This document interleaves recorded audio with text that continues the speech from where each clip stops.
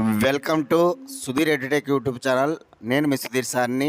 2024 December 7 ఇవాళ current affairs class follow అయ్యే వాళ్ళందరూ కూడా దయచేసి లైక్ చేయండి. ఇంకా ఎవరైనా సబ్స్క్రైబ్ చేసుకోతే సబ్స్క్రైబ్ చేసుకోండి. మన ఛానల్ని మీ ఫ్రెండ్స్ ఉంటే కనీసం వారికి ముగ్గురు షేర్ చేయండి. ప్రతి ఒక్కరు దయచేసి లైక్ చేయండి ప్లీజ్, అందరు లైక్ చేయాలి. ఫస్ట్ క్వశ్చన్ చూద్దాం. ఇంటర్నేషనల్ సివిల్ ఏవియేషన్ డే, అంతర్జాతీయ పౌర విమానయాన దినోత్సవం ను ప్రతి ఏటా ఏ తేదీని నిర్వహిస్తారు? ఎప్పుడు జరుపుతారని అర్థం అనమాట. ఎప్పుడు నిర్వహిస్తారు అంటే డిసెంబర్ 7 అనమాట. December 7 answer. ఓకేనా. 1996 డిసెంబర్ 7వ తారీఖున మొట్టమొదటిసారిగా ఈ పౌర విమానయాన దినోత్సవాన్ని చేయడం జరిగిందనమాట. ఇంటర్నేషనల్ సివిల్ ఏవియేషన్ డే చేయడం జరిగింది. ఇప్పుడు 1996 డిసెంబర్ 7న మొట్టమొదటిసారిగా నిర్వహించారనమాట.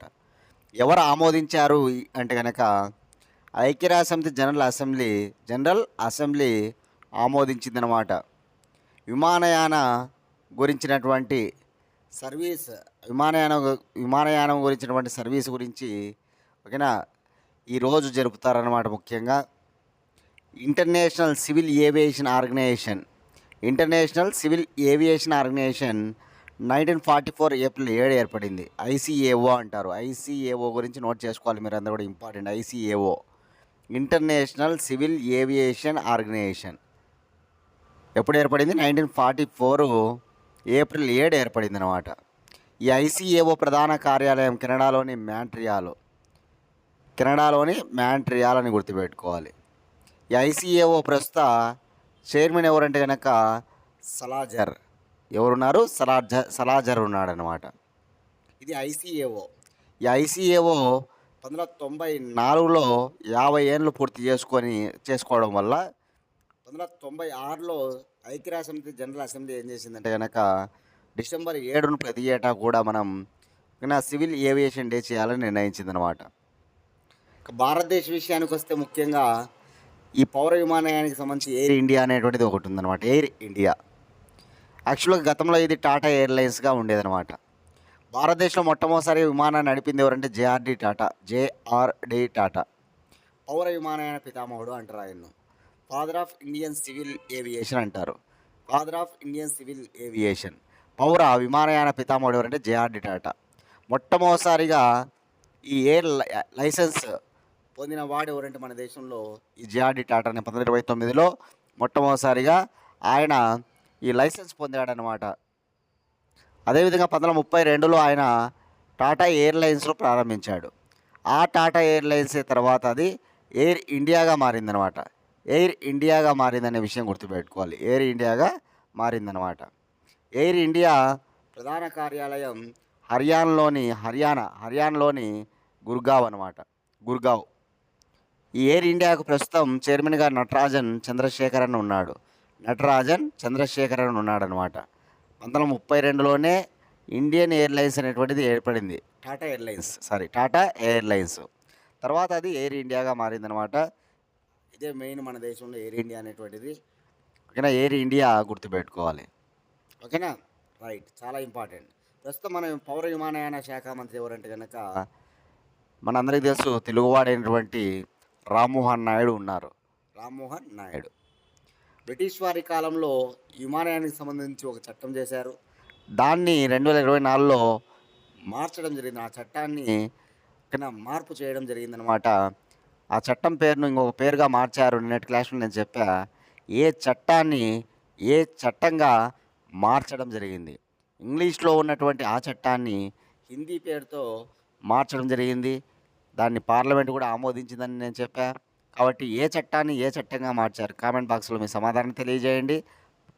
ప్రతి ఒక్కరు కూడా కామెంట్ బాక్స్లో మీ సమాధానం తెలియజేయండి. అందరూ కూడా చూద్దాం.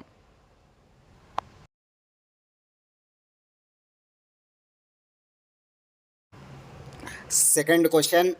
ఇందిరాగాంధీ పురస్కారం 2024ను అందుకున్నది ఎవరు? చాలా ఇంపార్టెంట్ అనమాట. ఇందిరాగాంధీ శాంతి పురస్కారం 2024ను అందుకున్నది ఎవరంటే కనుక మిచెల్ బాచ్లెట్. ఈ మిచెల్ బాచ్లెట్ చిలీ దేశానికి మాజీ ప్రెసిడెంట్ కూడా, చిలీ దేశ మాజీ అధ్యక్షురాలు అనమాట.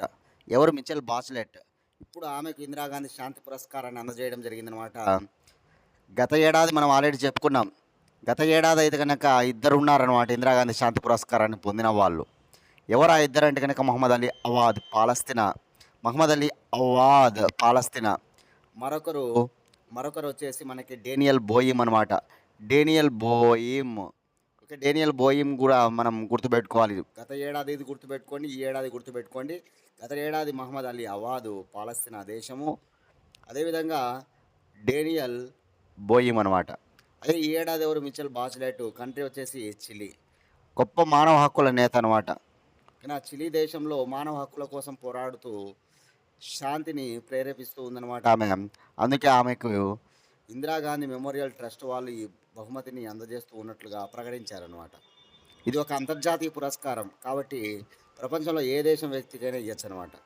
ఒక జాతీయ పురస్కారం అయితే మన భారతీయులకు ఇవ్వడం జరుగుతుంది, కానీ ఇది అంతర్జాతీయ పురస్కారం కాబట్టి ఎక్కువగా ఇతర దేశాల వాళ్ళకే మనం చూస్తూ ఉంటామన్నమాట. కాబట్టి గుర్తుపెట్టుకోవాలి. దీనిని 1986లో ప్రారంభించారు. ఇందిరాగాంధీ శాంతి పురస్కారం 1986లో ఇక్కడ గ్లోబల్ యాక్షన్ ఫర్ పార్లమెంటేరియన్ అనే సంస్థకు ఇచ్చారు. గ్లోబల్ యాక్షన్ ఫర్ పార్లమెంటేరియన్ ఇది అమెరికాలోని న్యూయార్క్లో ఉంటుందన్నమాట. Global action for parliamentarian 1986. 1987లో రష్యా దేశానికి చెందిన గోర్బచావ్కి ఇచ్చారు. Gorbachev Russia. ఇక 1988 తొలి మహిళ అనమాట. ఇందిరాగాంధీ శాంతి పురస్కారాన్ని పొందిన తొలి మహిళ బ్రూండ్ ల్యాండ్. నార్వే దేశానికి చెందిన బ్రూండ్ ల్యాండ్ అనమాట. బ్రూండ్ ల్యాండ్ గుర్తుపెట్టుకోవాలి. తొలి సంస్థ, తొలి వ్యక్తి, తొలి మహిళ. 1986, 1987, 1988 అనమాట. 1989 very important. UNICEF, United Nation International Children's Emergency Fund. UNICEF ఎక్కడ ఉంది? ఇది న్యూయార్క్లో ఉంటుంది, అమెరికా న్యూయార్క్ అనమాట. కాబట్టి గుర్తుపెట్టుకోవాలి. తన కుమారుడైన రాజీవ్ గాంధీకి 1991లో ఇచ్చారు. రాజీవ్ గాంధీ 1991 భారత్, 1991 రాజీవ్ గాంధీ భారత్ అనమాట. 2014లో ISRO, Indian Space Research Organisation, ISRO Bengaluru Karnataka. Indian Space Research ఆర్గనైజేషన్కి ఎప్పుడు ఇచ్చారు? 2014 అనమాట. 2017లో భారత మాజీ ప్రధానమంత్రి మన్మోహన్ సింగ్ గారికి ఇచ్చారు. భారత మాజీ ప్రధాని 2017 అనమాట మన్మోహన్ సింగ్. ఇంకా 2023 వచ్చేసి మహమ్మద్ అలీ అవాద్ ఒకరు పాలస్తీనా, అదేవిధంగా డేనియల్ బోయిమ్ ఒకరు అనమాట. ఈ ఏడాది వచ్చేసి మిచెల్ బాచ్లెట్ ఇక చిలీ దేశ మాజీ అధ్యక్షురాలు. ఇవి కాస్త గుర్తుపెట్టుకోవాలి. ఇందిరాగాంధీ శాంతి పురస్కారం అంటే కొద్దిగా స్టాండర్డ్గా కూడా ఏ పర్సనల్కి ఇచ్చారనేది ఇంపార్టెంట్గా మనం చూసుకోవాల్సిన అవసరం ఉంటుందన్నమాట. చాలా ఇంపార్టెంట్ పురస్కారం. ఓకేనా, గుర్తుపెట్టుకోవాలి. 1986లో ప్రారంభించారు. ఆమె చనిపోయింది 84లో అనమాట. ఆమె గౌరవార్థం 86లో ఈ అవార్డును ప్రదానం చేయడం జరుగుతుంది, ప్రారంభించడం జరిగిందనమాట. ఓకేనా. Third question, Asia cricket council అధ్యక్షులుగా ఎవరు ఎన్నికయ్యారు? ఆసియా క్రికెట్ కౌన్సిల్ అధ్యక్షులుగా ఎన్నికైన వారు ఎవరంటే కనుక షెమీ సిల్వా. ఇతను శ్రీలంక దేశానికి చెందినటువంటి వ్యక్తి, శ్రీలంక మాజీ క్రికెటర్ అనమాట ఈ షెమీ సిల్వా. ఇప్పుడు ఆసియా క్రికెట్ కౌన్సిల్ అధ్యక్షులుగా ఆయన ఎన్నిక కావడం జరిగిందనమాట. మనందరికీ తెలుసు ఇంటర్నేషనల్ క్రికెట్ కౌన్సిల్కి ఇటీవలనే చైర్మన్గా ఎన్నికైన వాడు ఎవరంటే కనుక జై షా. ఎన్నిక కావడం చేత ఐసీసీకి ఇప్పుడు ఏసీసీ పదవి ఖాళీగా ఉందన్నమాట. ఏసీసీ చైర్మన్ పదవి, అధ్యక్ష పదవి.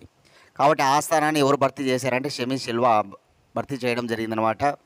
ఏసీసీ అంటే కనుక ఏషియన్ క్రికెట్ కౌన్సిల్. ఏసీసీ ఏర్పడిన సంవత్సరం 1983. ఏసీసీ ప్రధాన కార్యాలయము దుబాయ్. ఏసీసీ ప్రస్తుత అధ్యక్షుడు ఎవరంటే కనుక, ప్రెసిడెంట్ ఎవరంటే కనుక అతనే షెమీ సిల్వా, శ్రీలంక దేశానికి చెందినటువంటి వ్యక్తి. మనకి ఐసీసీ ఇంటర్నేషనల్ క్రికెట్ కౌన్సిల్ 2009లో ఏర్పడింది. ఐసీసీ 2009. ఐసీసీ ప్రధాన కార్యాలయం కూడా దుబాయ్ అన్నమాట. ఐసీసీ ప్రస్తుత ప్రెసిడెంట్ ఎవరంటే కనుక మన దేశానికి చెందిన వ్యక్తి, ఆయన అమిత్ షా కుమారుడు జైషా అనమాట. ఇది ఐసీసీ. ఇంకా ఏసీసీ తెలుసుకున్నాం. అదేవిధంగా భారతదేశానికి సంబంధించి బీసీసీఐ ఒకటి, board of control for cricket in India, BCCI అంటాం. బీసీసీఐ ఏర్పడిన సంవత్సరం 1928. ఇయర్స్ గుర్తుపెట్టుకోవాలి. ఐసీసీ ఎప్పుడు, ఏసీసీ ఎప్పుడు, బీసీసీఐ ఎప్పుడు. Years 1928 BCCI. బీసీసీఐ ప్రధాన కార్యాలయం వచ్చి బీసీసీఐ ప్రధాన కార్యాలయము Mumbai Maharashtra. ICC Dubai, ACC Dubai, BCC Mumbai గుర్తుపెట్టుకోవాలి. బీసీసీఐ ప్రస్తుత ప్రెసిడెంట్ ఎవరంటే రోజర్ బిన్నీ అన్నమాట, గుర్తుంచుకోండి. ఐసీసీకి జైషా, ఏసీసీకి షెమి సిల్వా, బీసీసీఐకి రోజర్ బిన్నీ అనమాట. నా నుంచి మీకు ఒక క్వశ్చన్ ఏంటంటే కనుక, ఇటీవల CAG controller and auditor general చైర్మన్గా మన తెలుగువాడు నియమించబడ్డాడు. ఎవరు అతను? కామెంట్ బాక్స్లో మీ సమాధానాన్ని తెలియజేయండి. అందరూ కూడా చూద్దాం.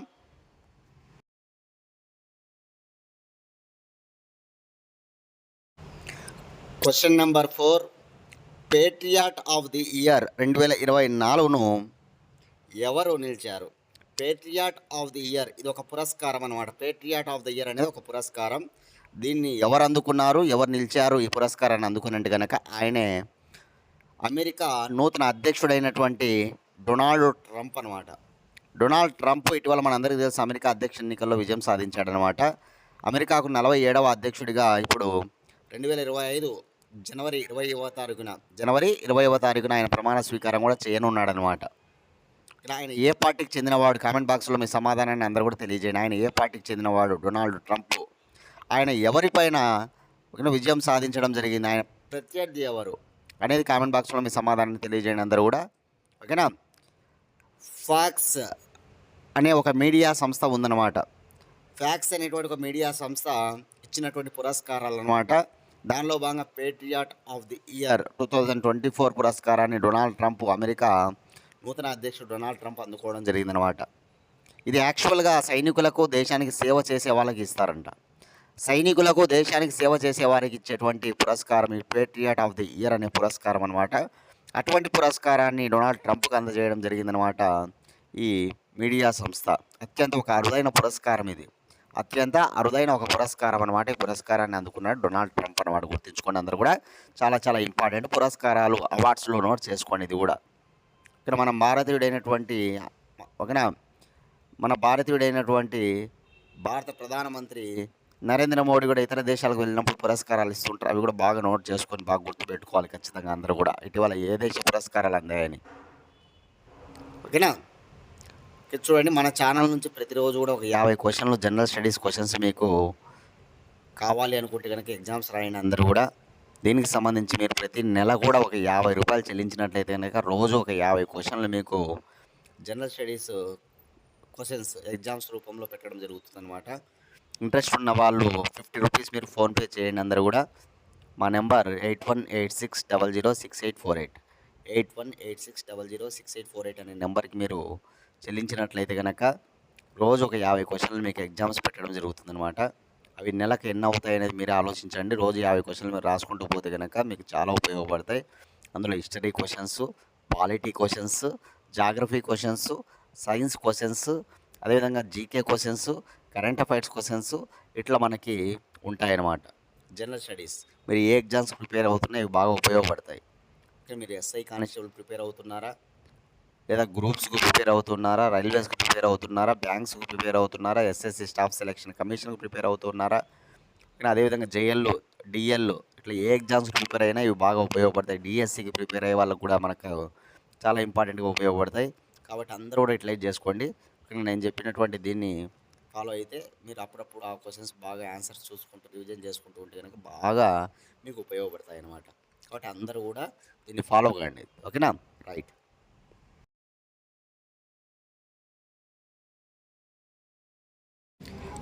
క్వశ్చన్ నెంబర్ 5, ఇటీవల సీమోర్గ్ రాకెట్ ప్రయోగాన్ని ఏ దేశం విజయవంతంగా ప్రయోగించినది? ఇటీవల సీమోర్గ్ రాకెట్ ప్రయోగాన్ని విజయవంతంగా ప్రయోగించిన దేశం ఇరాన్ అన్నమాట. ఇరాన్ అనేటువంటి దేశం ఈ సీమోర్గ్ అనేటువంటి అంతరిక్ష వ్యోమనౌక ద్వారా 3 పేలోడ్లను పంపించింది. ఈ అంతరిక్ష వ్యోమనౌక అనమాట, ఇది ఒక రాకెట్ అనమాట. ఏది? సీమోర్గ్ అనేటువంటిది ఇరాన్ దేశానికి చెందినటువంటిది. ఒక 3 పేలోడ్లను కూడా పంపించింది అనమాట. దీని ద్వారా దీనిలో ఒక ప్రొపల్సన్ ఆర్బిటాల్ వ్యవస్థను వాళ్ళు ఉంచడం జరిగిందన్నమాట. ఆర్బిటాల్ ప్రొపల్సన్ వ్యవస్థ ఇది ఏం చేస్తుందంటే కనుక వ్యోమనౌక యొక్క కక్షను మారుస్తుందన్నమాట. వ్యోమనౌక కక్షను మార్చే సదుపాయం అన్నమాట. ఈ ఈ ఓకేనా వ్యవస్థ ద్వారా గుర్తుపెట్టుకోవాలి. భూమి నుంచి 400 కిలోమీటర్ల దూరంలో ఈ కక్షలో ఇది ప్రవేశించడం జరిగిందనమాట. భూమి నుంచి 400 కిలోమీటర్ల దూరంలో ఉన్నటువంటి కక్షలో ఇది ప్రవేశించడం జరిగిందనమాట. గతంలో ఈ సీమోర్గ్ రాకెట్ అనేక సార్లు ప్రయోగం జరిపినప్పటికి కూడా అది విఫలమైంది. ఓకేనా మళ్ళీ తిరిగి దీన్ని పంపిస్తే కనుక ఇది ఇప్పుడు సక్సెస్ అయిందనమాట. అంటే చాలా పశ్చిమ దేశాలు ఏం చెప్తున్నాయంటే కనుక ఆగ్రహం వ్యక్తం చేస్తున్నాయన్నమాట ఈ ప్రయోగాన్ని. ఎందుకంటే కనుక వీళ్ళ అంతరిక్ష ప్రయోగాల పేరుతో బాలిస్టిక్ మిస్సైల్ను ఆ వ్యవస్థలను అభివృద్ధి చేసుకుంటూ ఉన్నారంట. దేని యొక్క పేరుతో? అంతరిక్ష ప్రయోగాల పేరుతో బాలిస్టిక్ క్షిపణులను డెవలప్ చేసుకుంటూ ఉన్నారనేటువంటిది పశ్చిమ దేశాలు ఆరోపిస్తున్నాయన్నమాట. ఓకే, ఇట్లాంటి ఇవన్నీ కూడా ఈరోజు సీమోర్గ్ రాకెట్ ప్రయోగం ద్వారా మనకి న్యూస్లో కనిపిస్తూ ఉన్నాయన్నమాట. కాబట్టి గుర్తుపెట్టుకో, సీమోర్గ్ రాకెట్ ప్రయోగాన్ని ఇటీవల విజయవంతంగా ఎవరంటే కనుక ఇరాన్ దేశం ప్రయోగించిందనమాట. వాళ్ళకి సంబంధించినటువంటి అంతరిక్ష కేంద్రం ఏదంటే కనుక ఇమామ్ కమైనీ అనేటువంటి అంతరిక్ష కేంద్రం నుంచి ప్రయోగాన్ని చేయడం జరిగింది. మనకి ఇస్రో మనకు సతీష్ ధావన్ స్పేస్ సెంటర్ ఎట్లా ఉంటుందో వాళ్ళకి ఇమామ్ కమైనీ అనేటువంటిది ఒకటి ఉందంట. అక్కడి నుంచి ప్రయోగించారనమాట. దీన్ని గుర్తుపెట్టుకోవాలి. ఇరాన్ రాజధాని టెహ్రాన్. ఇరాన్ దేశ కరెన్సీ రియాల్. ఇరాన్ దేశ భాష పర్షియన్.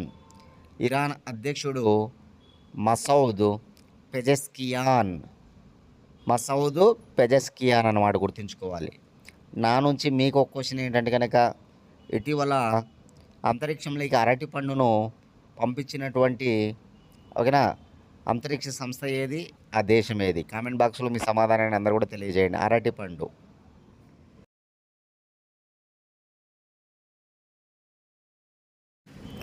Question number 6. 13వ శతాబ్దపు లిపిగల నాగశాసనం. 13వ శతాబ్దపు లిపిగల పురాతన నాగశాసనమును ఏ జిల్లాలో కనిపించినది? చూడండి, 13వ శతాబ్దపు లిపిగల పురాతన నాగశాసనం ఏ జిల్లాలో కనిపించినది, గుర్తించబడినది అంటే కనుక ప్రకాశం జిల్లా.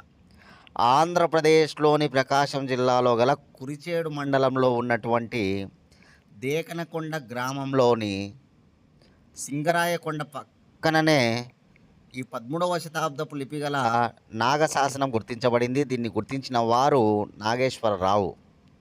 నోట్ చేసుకోవాలి.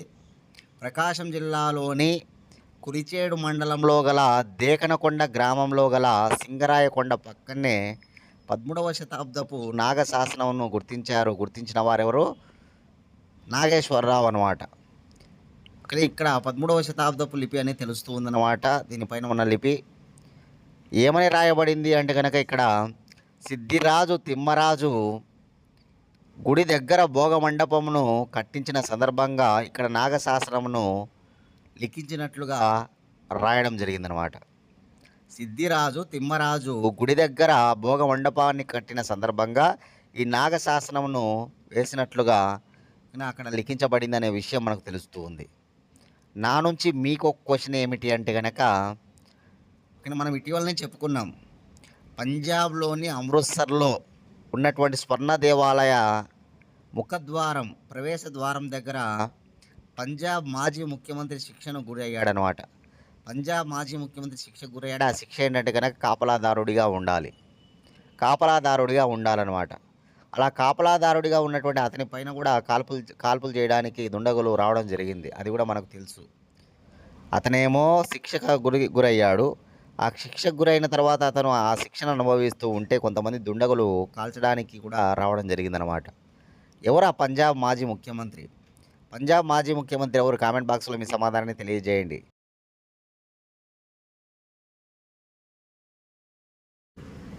Question number 7.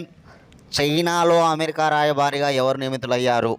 చైనాలో అమెరికా రాయబారిగా నియమితులైన వాడు డేవిడ్ ఆల్ఫ్రెడ్ ఫెర్డ్యూ.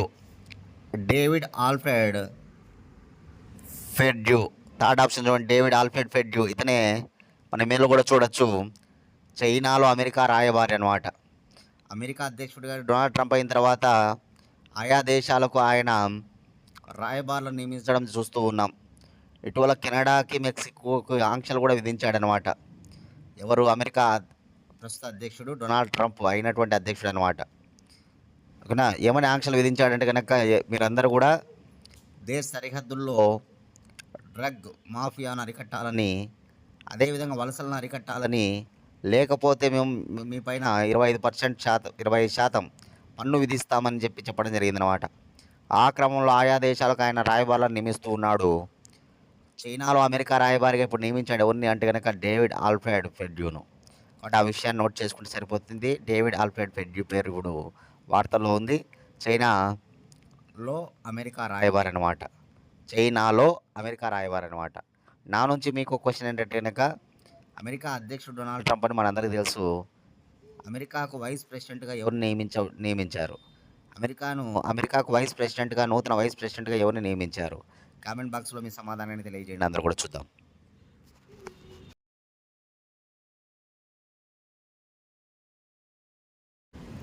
Question number 8. ఆంధ్రప్రదేశ్లోని ఏ జిల్లాలో గోల్డెన్ హవర్ బీమాను తొలిసారిగా ప్రారంభించారు? జిల్లా కోనసీమ జిల్లా. కోనసీమ జిల్లాలో ప్రతిష్టాత్మకంగా ఒక గొప్ప బీమాను తీసుకురావడం జరిగిందనమాట. అదే గోల్డెన్ హవర్ బీమా. ఎవరైతే వెల్ఫేర్ హాస్టల్స్ ఉంటాయి కదా, మనకి సంక్షేమ వసతి గృహాలు, వెల్ఫేర్ హాస్టల్స్, సంక్షేమ వసతి గృహాలలో ఉన్నటువంటి విద్యార్థుల కోసం తీసుకొచ్చినటువంటి మంచి బీమా అన్నమాట ఇది. ఎక్కడ? ఆంధ్రప్రదేశ్లోని కోనసీమ జిల్లాలో దీన్ని ప్రారంభించడం జరిగిందనమాట. దీన్ని ఇతర జిల్లాల్లో కూడా అమలు చేయాలని చూస్తూ ఉన్నారు. ఇది యాక్చువల్గా ఒక కలెక్టర్ యొక్క ఆలోచన. కోనసీమ జిల్లా కలెక్టర్ మహేష్ కుమార్ ఆలోచన అన్నమాట. కేవలం విద్యార్థులు 200 రూపాయల ప్రీమియం చెల్లించి 200 రూపాయల ప్రీమియం చెల్లించి కేవలం 50,000 వరకు ఈ బీమాను పొందవచ్చు అనమాట. ఇది ఒక ఆరోగ్య బీమా అనమాట, ఒక హెల్త్ ఇన్సూరెన్స్ అనమాట ఇది. కానీ ఎంత పొందొచ్చు? 50,000 వరకు కూడా వీళ్ళు బీమాను పొందొచ్చు అనమాట, కేవలం 200 రూపాయల ప్రీమియంతో. చాలా మంచి అవకాశం ఇది. కాబట్టి ఇట్లాంటిది మొత్తం అన్ని జిల్లాలో రావాలని మనం కోరుకోవాలి. ఎందుకంటే మనకు సంక్షేమ వసతి గృహాల్లో ఉన్నటువంటి విద్యార్థులు అనేక రోగాల బారిన పడుతుండడం మనం చూస్తూ ఉంటాం. ఆ సమయంలో వాళ్ళు డబ్బులు లేక అక్కడ వైద్యం తీసుకోలేని పరిస్థితుల్లో ఉంటారన్నమాట. అట్లాంటి వారికి ఇది మంచి ఉపయోగం అన్నమాట. ఓకేనా? ఈ విషయాన్ని గుర్తుపెట్టుకోవాలి. కోనసీమ జిల్లా పేరు అనమాట. ఓకేనా? రైట్.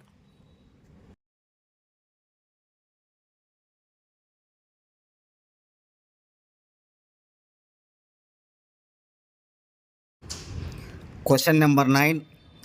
జాతీయ అవార్డులు 2024కు ఆంధ్రప్రదేశ్లోని ఎన్ని గ్రామ పంచాయతీలు అవార్డులు అందుకున్నాయి?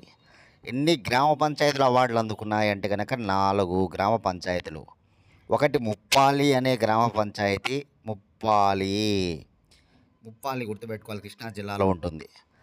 తరంగపూడి అనేటువంటి గ్రామ పంచాయతీ ఒకటి, ఇది అనకాపల్లిలో ఉంటుంది, అనకాపల్లి జిల్లాలో. 3 వచ్చేసి న్యాయంపూడి అనేటువంటిది కూడా అనకాపల్లి జిల్లాలోనే ఉంటుంది, ఒక గ్రామ పంచాయతీ. మరొకటి వచ్చేసి మనకి తిమ్మసముద్రం. ఓకేనా? ఇది వచ్చేసి మనకి అనంతపురం జిల్లాలో ఉంటుందన్నమాట. గుర్తుపెట్టుకోవాలి. ఈ 4 గ్రామ పంచాయతీలకు అవార్డులు రావడం జరిగిందనమాట. ఏ విభాగాల్లో వచ్చాయనేది నోట్ చేసుకుంటే, ముప్పాలికి సామాజిక న్యాయం అన్నమాట. సామాజిక న్యాయం కింద గ్రామ పంచాయతీకి ముప్పాలికి వచ్చిందనమాట. ఇది కృష్ణా జిల్లాలో ఉంది, గుర్తుపెట్టుకోవాలి. ఓకేనా? ఇంకపోతే కనుక న్యాయంపూడికి ఎందుకు వచ్చిందంటే కనుక, న్యాయంపూడికి తాగునీరు సమృద్ధి, ఓకేనా, మంచినీరు సమృద్ధిగా ఉన్న గ్రామ పంచాయతీ అనమాట. మంచినీరు సమృద్ధిగా ఉన్న గ్రామ పంచాయతీల విభాగంలో దేనికి న్యాయంపూడికి వచ్చిందనే విషయం గుర్తుపెట్టుకోవాలి. ఇది అనకాపల్లి జిల్లాలో ఉంటుంది. మరొకటి శుభ్రత పచ్చదనం, క్లీన్ అండ్ గ్రీన్. శుభ్రత పచ్చదనం అనే విభాగంలో ఈ తరంగపూడి అనే గ్రామ పంచాయతీ అనకాపల్లి జిల్లాలో ఉంటుందన్నమాట. ఇక అనంతపురం జిల్లాలోని సముద్రంకి వచ్చినటువంటిది ఏ కేటగిరీ అంటే కనుక, చాలా ముఖ్యంగా ఆరోగ్య విషయంలో పంచాయతీ అనమాట. ఆరోగ్య విషయంలో గ్రామ పంచాయతీ అనమాట. కానీ ఇవన్నీ కూడా మనం గుర్తుపెట్టుకోవాలి. 4 పంచాయతీలు ఏ జిల్లాలో ఉన్నాయి, ఏ విభాగాల్లో వచ్చాయి. దీన్ని రాష్ట్రపతి చేతుల మీదుగా డిసెంబర్ 11వ తారీఖున ఢిల్లీలో అందుకుంటారనమాట ఈ గ్రామ పంచాయతీలకు సంబంధించిన వాళ్ళు. కాబట్టి గుర్తుపెట్టుకోవాలి. లాస్ట్ క్వశ్చన్, గిన్నీస్ రికార్డు సాధించిన రష్యన్ మోడోవేర్ కేక్, హనీ కేక్ అనమాట, హనీ కేకు ఈ క్రింది ఏ నగర కంపెనీ తయారు చేసింది? హైదరాబాదుకు చెందినటువంటి హార్లీస్ ఇండియా ఫైన్ బేకింగ్ కంపెనీ. హైదరాబాదుకు చెందినటువంటి హార్లీస్ ఇండియా ఫైన్ బేకింగ్ కంపెనీ 2254 కిలోల రష్యన్ మోడోవేర్ హనీ కేక్ను తయారు చేసి గిన్నీస్ బుక్ రికార్డులో చోటు సంపాదించిందనమాట. ఓకేనా, హైదరాబాద్లో ఉన్నటువంటి కంపెనీ అనమాట ఇది. ఏ కంపెనీ, ఎక్కడ, నా కేక్ పేరు ఏమిటి, అది ఎన్ని అడుగులు ఉంది, అది ఏ రికార్డు సాధించింది అనేది ఇక్కడ చదువుకుంటే మనకు సరిపోతుందన్నమాట. హైదరాబాద్లో ఉన్నటువంటిది హార్లీస్ ఇండియా ఫైన్ బేకింగ్ కంపెనీ, 2250 అడుగులు. ఓకేనా, రష్యన్ మోడోవీర్ హనీ కేక్ అనమాట, ఇది గిన్నీస్ రికార్డ్ సాధించిందనమాట. ఓకేనా, ఇవి ఇవాల్టి కరెంట్ అఫైర్స్. ఎగ్జామ్స్ రాయాలనుకున్న వాళ్ళు నేను చెప్పినటువంటి ప్రాసెస్లో మీరు కానీ రోజు కూడా ఒక 50 క్వశ్చన్లు ఎగ్జామ్స్ రాసుకుంటారండి. రోజు 4:30 టు సాయంత్రం 4:30 నుంచి 5:30 వరకు ఎగ్జామ్ ఉంటుంది. కానీ మీరు రాస్తే సరిపోతుంది. మీరు రాయలేకపోయినా నేను కీ అయితే పంపుతాను, మీరు కరెక్షన్ చేసుకోవచ్చు వాటిని. ఓకేనా, రాస్తే మంచిది. రాయని వాళ్ళు క్వశ్చన్స్ చూసుకోవడమే, ఇంకా ఏం లేదు. క్వశ్చన్స్ అంటే ఆన్సర్ చూసుకొని మీరు గుర్తుపెట్టుకుంటూ రావాలి, అట్లా చేయండి. ఓకేనా.